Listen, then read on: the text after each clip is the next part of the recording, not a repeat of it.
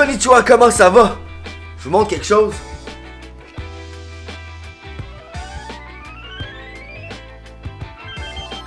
Répond. Suivez-moi sur Instagram, @jazzgendron. Je pense que je vous avais jamais invité à me suivre sur Insta. C'est fait. Gang, aujourd'hui on parle de photos, on parle de Tokyo. Je vous présente les 10 meilleurs endroits dans la capitale japonaise pour aller prendre des images. La semaine passée, je me suis rendu compte, ça faisait déjà 1 an qu'on était ici à Nikko. Et en fouillant dans mes archives, je me suis aussi rendu compte que j'étais allé 15 fois à Tokyo juste pour faire de la photo. Donc ça me comme trottait dans la tête. Pourquoi pas essayer de trouver les 10 meilleurs endroits. En faisant des recherches sur Google, j'ai trouvé un paquet de blogs, un paquet d'articles, des gens qui prétendent avoir trouvé ces 10 meilleurs endroits-là. En scannant la majorité d'entre eux, j'ai trouvé qu'il y en avait qui sortaient plus que d'autres. Je les ai écrits sur un papier. J'ai créé mon propre top 10. Et lundi, la semaine passée, je suis allé à Tokyo. Je suis allé essayer les endroits. Et aujourd'hui, je vous présente une série d'images de ces spots-là. Regardez jusqu'à la fin, on s'en reparle juste après.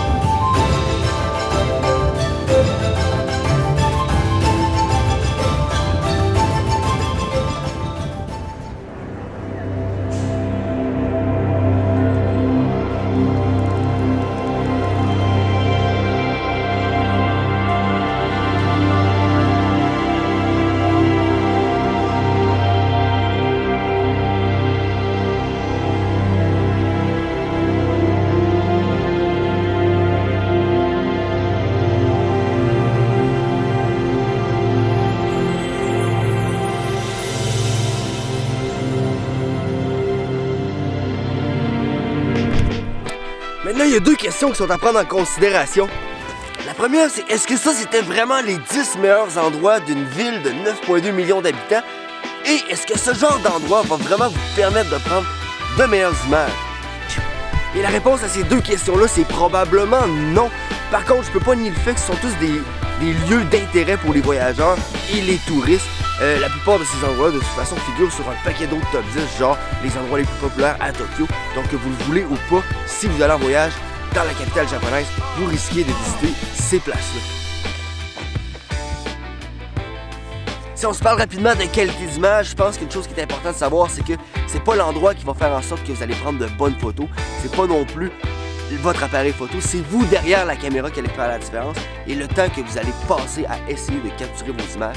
D'ailleurs, faites pas comme moi, j'ai dû passer 1 heure maximum à chacun de ces endroits-là. Je voulais couvrir les 10 places le plus rapidement possible pour créer du contenu pour la vidéo. Évidemment, arrêtez-vous si vous allez par exemple à Shibuya, restez plus qu'1 heure, travaillez vos images, soyez inspiré par l'endroit où vous vous trouvez. C'est ça vraiment qui va faire la différence. Sinon, gang, si je peux me permettre, s'il y a un seul endroit que je peux vous recommander, disons que vous êtes à Tokyo pendant 4 heures seulement, vous pouvez aller à une place où je vais, Jas, quel endroit je devrais visiter. Eh bien, je vous recommanderais le Tokyo Skytree, la dernière place que vous avez vue dans la vidéo. La raison, c'est que de voir Tokyo d'en haut, de voir l'immensité de la ville, c'est tellement impressionnant que je pense que vous ne pouvez pas passer à côté. Ça vaut le 20$ que ça coûte pour monter en haut de la plateforme. Tokyo, c'est une infinité de bâtisses, c'est à perte de vue, c'est tout simplement splendide. Allez-y, ça vaut la peine. Sinon, gang, n'oubliez pas de vous abonner à ma chaîne, Jasmin Gendron, et à défoncer la gueule à ce petit pouce en l'air situé juste en dessous de l'écran. Si vous voulez voir d'autres vidéos comme ça où on parle du Japon, on se promène un petit peu, on parle de photos, eh bien, abonnez-vous. Sinon, merci de m'avoir écouté jusqu'à la fin. On se dit à bientôt. Domo. Hi!